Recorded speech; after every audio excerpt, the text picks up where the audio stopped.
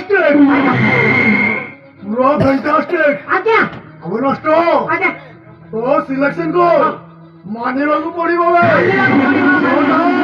बहुत चोखा अच्छी बे बहुत चोखा ଆଜ୍ଞା ତା ମାନେ ଏ ବିନ୍ଦୁ ତୁମର ପସନ୍ଦ ହେଇଛି ନା हाँ भाई ହଉ बहुत पसंद है जी ହଉ ହଉ ହେଲା ଯେ ତେଣୁ ଏ ପ୍ରସ୍ତାବ ନେଇ ସେ ବିରଞ୍ଚି ରାୟ ପାଖକୁ ମୁଁ ଯିବି ଆଉ खाली तू बाबे